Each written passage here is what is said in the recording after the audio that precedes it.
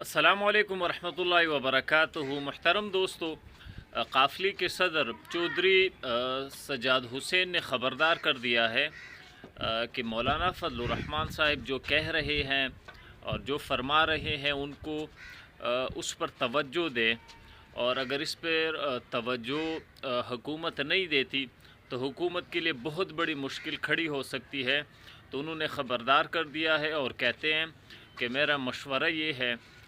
एक सियासतदान की हैसियत से कि मौलाना फ़ज़लुर रहमान साहब जो बात कर रहे हैं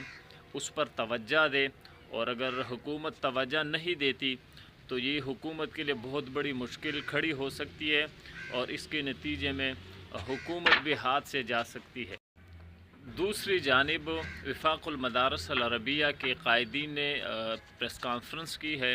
और उसमें सारे कायदीन शरीक थे। वफाकुल मदारस के सदर मुफ्ती मोहम्मद तकी उस्मानी साहब भी उसमें शरीक थे, जनरल सेक्रेटरी कारी हनीफ जालंधरी साहब भी उसमें शरीक थे, और उन्होंने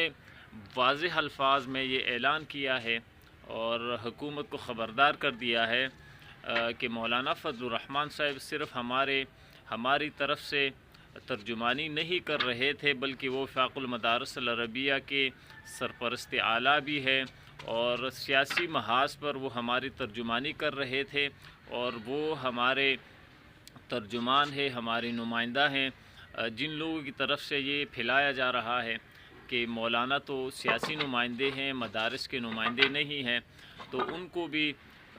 ये उनके लिए भी शर्म की बात है कि उनके मुंह पर उन्होंने एक तमांचा मारा और ये कहा कि मौलाना तो सिर्फ़ सियासी नुमाइंदे नहीं बल्कि मदारस के नुमाइंदे भी हैं और तर्जमान भी है। और मुफ्ती तकी उस्मानी साहब ने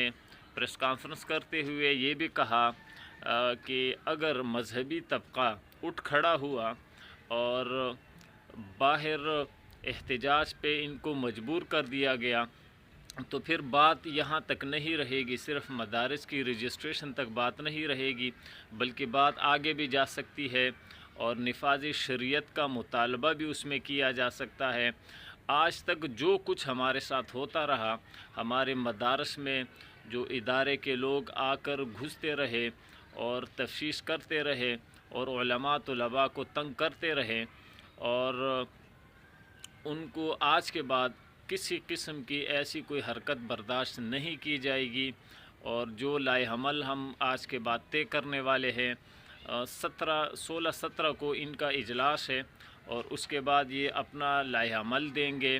और उसमें मौलाना फ़ज़लुर रहमान साहब भी राब्ते में हैं और उनको भी कॉल दी जा सकती है। लेकिन उम्मीद ये है इंशाअल्लाह कि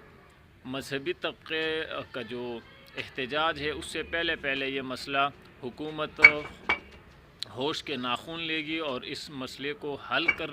करने में वो अहम किरदार अदा करेगी। वरना अगर मजहबी तबका निकल आता है तो फिर हुकूमत तो जानी है, और उसके साथ साथ जो उनका मुतालबा होगा वो रजिस्ट्रेशन से बढ़कर निफाज़ शरीयत का मुतालबा भी हो सकता है।